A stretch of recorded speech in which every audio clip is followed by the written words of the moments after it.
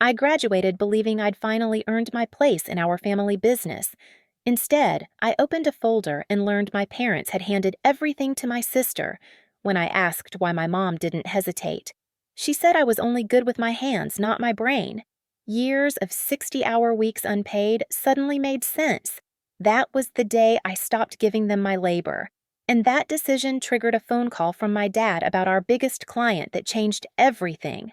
Before I tell you how it unfolded, tap like and comment where you're listening from, especially if you've ever been erased by family. My name is Amanda Hartman, and for as long as I can remember, my value in this family was measured by how early I showed up and how late I stayed. Our workshop sat on the edge of a busy Texas city, tucked between warehouses and a stretch of road that smelled like asphalt after rain. To outsiders, it looked like a proud family operation. Inside, it ran on quiet hierarchies no one ever said out loud. My father liked to talk about legacy. He said it while running his fingers over finished surfaces while nodding at framed photos of past projects on the wall. My mother talked about image, how things looked, how they landed, how people perceived us. Between the two of them, the future was always discussed as if it already belonged to someone else. That someone was my younger sister, Lily. Lily never smelled like sawdust. She showed up polished hair, perfect clothes, untouched by work. When clients visited, she floated through the showroom with a smile that photographed well. My parents watched her like she was proof they'd done something right. When they looked at me, it was different. I was already assigned, already placed. I learned early not to argue. When I was a teenager, weekends meant cleaning, sanding, packing. While other kids talked about trips and lessons, I learned the weight of raw material and how to fix mistakes no one else wanted to own. My hands cracked every winter. The skin never fully healed. My parents called it learning responsibility. I called it survival. By the time I finished college, I thought things might shift. I came back with knowledge I believed mattered: systems, logistics, ways to keep everything from breaking when pressure hit. I imagined sitting in meetings, not just standing at benches. I imagined being asked, not told. Instead, nothing changed. I worked harder than ever. Long days bled into longer nights. 60 hours wasn't unusual. Payment was always delayed or explained away. "It's for the business," my parents said. "It'll come back to you." I wanted to believe them. I needed to. What hurt wasn't the work. It was the silence around it. When projects succeeded, Lily's name was mentioned. When problems appeared, they landed in my lap without discussion. My mother once watched me load materials into my truck and said almost kindly, "You're lucky you're good with your hands. Not everyone has that." She meant it as reassurance. I heard it as a limit. Still, I stayed. Because when you grow up being useful instead of chosen, you learn to confuse endurance with love. And at that point, I didn't yet realize how carefully my role had already been decided. By the time I realized something was wrong, it wasn't because anyone said it out loud. It was the small shifts, the kind you only notice when you've been standing in the same place for years. Meetings started happening without me. Nothing dramatic, just conversations that paused when I walked in, then resumed later behind closed doors. Decisions about suppliers were suddenly already handled. Client calls I used to take went unanswered until Lily looped herself in and replied with carefully worded messages that sounded impressive but said very little. Meanwhile, my workload grew heavier. I was the one fixing rushed orders, smoothing out mistakes before they reached clients. When materials arrived late, I reworked schedules. When a piece didn't come out right, I stayed after hours until it did. 60-hour weeks blurred into each other. Some nights I drove home with my hands aching so badly I had to sit in the truck for a minute before turning the key, just letting the engine idle while the pain settled. Pay was always coming. That word started to feel hollow. If I asked, my father would sigh and say cash flow was tight.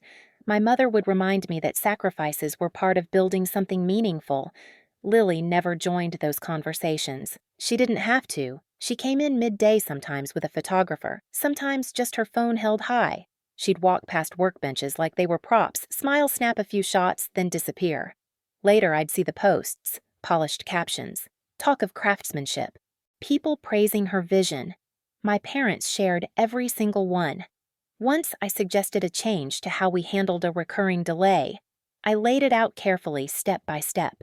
My father nodded, then said we'd think about it. 2 months later, Lily presented nearly the same idea as part of a branding pitch. Everyone applauded. That was the moment something inside me shifted. Not rage, not yet. More like a tightening, a quiet understanding that this wasn't about effort or loyalty. It was about roles, and mine was fixed. The turning point came on a night when the workshop was unusually quiet. Most of the crew had left early after a delivery. I stayed behind to grab some paperwork my father had asked for. Insurance related, he'd said. I knew where he kept things. As I pulled open a drawer, folders slid against each other with a soft thud. One stood out, neat, typed label, internal planning. I told myself not to look. My hand moved anyway. I sat down and opened it. The words blurred at first, then sharpened into something that made my stomach drop. Ownership transfer. Timeline. Names. Lily's name was everywhere. Mine appeared once, under a section about restructuring. Transition. Phase out. I read it again slower this time, hoping I'd misunderstood. I hadn't. They hadn't forgotten me. They'd accounted for me. Carefully. Quietly. Months ago. The room felt smaller. The hum of the lights grew louder. I closed the folder, put it back exactly where it was, and stood there longer than I meant to, staring at nothing. That was when I understood the truth I'd been avoiding. I wasn't being overlooked. I was being replaced. I didn't confront anyone right away. I didn't slam doors or demand explanations. I went home that night and lay awake staring at the ceiling, replaying every conversation I'd ever had with my parents. Every time they told me to be patient. Every time they said, just help out a little longer. It all lined up too cleanly to be accidental. The next morning I went back to the workshop like nothing had changed. Same jeans, same apron, same quiet nods to the crew. But inside, something had collapsed. The belief that if I worked hard enough I'd eventually be seen was gone. And without that belief, everything else shifted. I stopped staying late, not dramatically. I didn't announce it. When the clock hit the end of the day, I cleaned my station, turned off the light above my bench, and left. If an issue came up after hours, I documented it and set it aside for the next morning. If a delivery ran into trouble, I forwarded the details instead of fixing it myself. I didn't sabotage anything. I simply stopped absorbing the damage. At first, no one noticed. Then, small cracks appeared. A supplier called asking about a specification I usually handled. I directed the call to the office. A client emailed with technical questions. I replied politely and looped in management instead of answering directly. Meetings grew longer. Decisions stalled. The hardest part was the guilt. It crept in during quiet moments when I saw the crew struggling with problems I could solve in minutes. These were people I respected. People who'd worked beside me for years. But I reminded myself that the system had been built to run on my silence. If I kept cushioning the impact, nothing would ever change. Outside the workshop, something unexpected happened. A supplier I'd worked with for years pulled me aside during a routine pickup. He asked casually if I was still planning to stay long-term.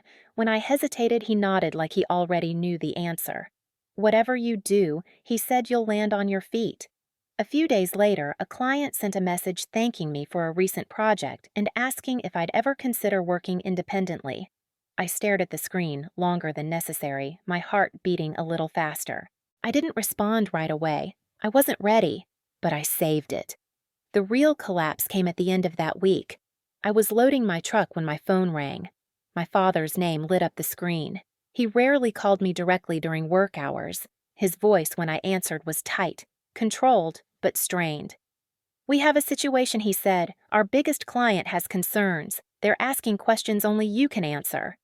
I looked back at the workshop, the open bay doors, the familiar hum, the place that had taken everything from me while promising me nothing. "I'll get back to you," I said, and for the first time I meant it. I didn't call my father back right away. I sat in my truck with the engine off hands, resting on the steering wheel, watching dust drift through the open workshop doors. For years, that sound, the low hum of machines, the distant scrape of wood, had felt like home. Now, it felt like a room I'd already left, even though my body was still there. When I finally returned his call, I kept my voice even. I asked what the client's concerns were. My father exhaled sharply like he'd been holding his breath. They're asking for changes, he said. Technical ones. They're not comfortable moving forward without reassurance. Reassurance. The word almost made me laugh. I've sent all the documentation, I replied. Everything's in the shared system. There was a pause, then quieter. They specifically asked for you. That was the first crack. I told him we could talk later and ended the call before he could say more. That evening was our regular family dinner. Same house I'd grown up in. Same table polished to a shine its surface reflecting the warm overhead lights. Normally, I arrived early to help. That night, I showed up on time. My mother was arranging dishes when I walked in. She glanced up, smiled briefly, then looked back down, adjusting a napkin that didn't need adjusting. Lily arrived next, perfectly put together phone already in her hand. My father followed carrying a bottle of wine like nothing in the world was wrong. We sat. For a few minutes there was small talk. Lily mentioned a recent post that had done well. My mother nodded approvingly. My father asked about the weather. It all felt rehearsed like a scene they'd practiced without me. I reached into my bag and placed a slim folder in the center of the table. No one touched it at first. "What's that?" my father asked. "You know what it is," I said. My mother's hand stilled. Lily's eyes flicked to the folder, then back to her phone. I opened it to the page I'd memorized and slid it closer to them. "I found this by accident," I continued, "but it explains a lot." My father leaned forward reading. His jaw tightened. My mother didn't look at the page. She looked at me. "This was business planning," she said calmly. "You weren't meant to see it yet." Yet I echoed, "So there was a time you planned to tell me I was being phased out." Lily finally spoke, her tone light, almost bored. "You're overreacting. It's just structure." I turned to her. "Structure that gives you everything and gives me nothing." My father opened his mouth, then closed it again. My mother sighed, the sound heavy with practiced disappointment. "Amanda," she said, "you've always been good with your hands. That's your strength. But leadership takes a different kind of mind." There it was. The sentence I'd heard in pieces my whole life, finally spoken without softening. Good with your hands, not your brain. I felt something loosen in my chest. Not pain, relief.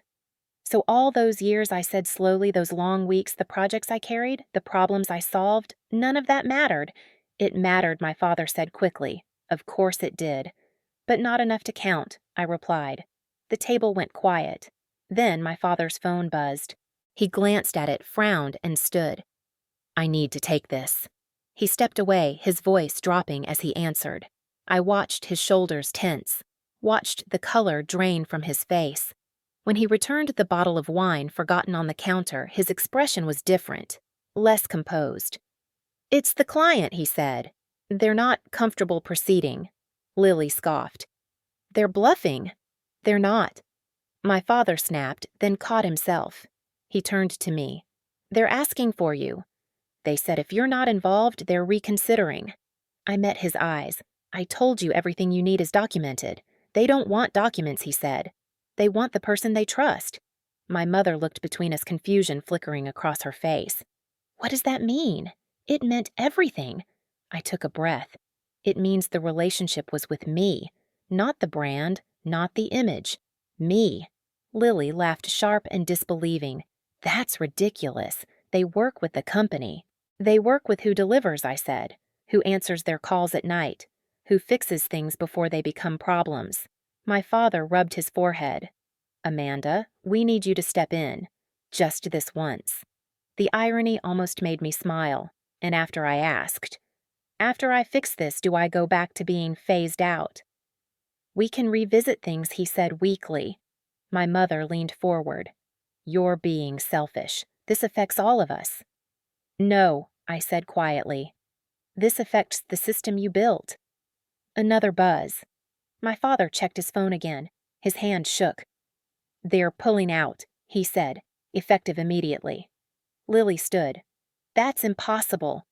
"They sent notice," he replied. "They're done." The room felt smaller. the air heavier. Lily's confidence cracked just for a moment. My mother stared at the table. My father looked at me like he was seeing me clearly for the first time, and too late. "You could stop this," he said. I shook my head. No, I couldn't. Not anymore. Silence stretched between us, thick and uncomfortable. "I'm not doing this to punish you," I continued. "I'm doing it because I finally understand my place. And it's not here." My mother's voice wavered. "We're your family." "I know," I said. "That's why this hurts. But family doesn't quietly plan your exit while taking credit for your work." Lily crossed her arms. "So what, you're just walking away? I already did," I replied. I gathered the folder and slid it back into my bag. As I stood, my father reached out, then stopped himself. "This didn't have to happen," he said. "You're right," I answered. "It didn't. But you chose it." I left without another word. Outside, the night air was cool against my skin. I sat in my truck for a moment, breathing, letting the tension drain from my shoulders. My phone buzzed again. A message from the client, brief and direct, confirming they were moving on and thanking me for years of work. I stared at the screen, then set the phone down. For the first time in a long while, the future felt open. Not because I'd won something from them, but because I'd stopped waiting for permission.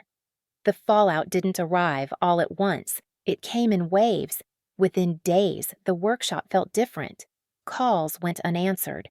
Meetings stretched without conclusions. Suppliers started asking for confirmations that used to be routine. A few long-standing clients quietly paused their projects, saying they needed time to reassess. No drama, just distance. And distance, I learned, can be devastating. I kept showing up for a short while, finishing what I had already committed to, documenting everything clearly, leaving nothing unfinished. Then I stepped away for good, not in anger, in order.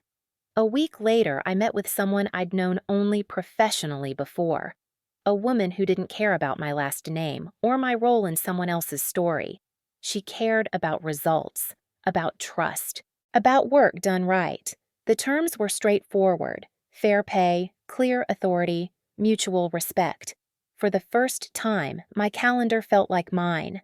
Back at home, my phone rang less often. When it did, I let it go to voicemail. My parents left messages that circled the truth without touching it. Lily posted more than ever, her captions louder, her confidence thinner. I didn't respond to any of it. The strangest part was the quiet.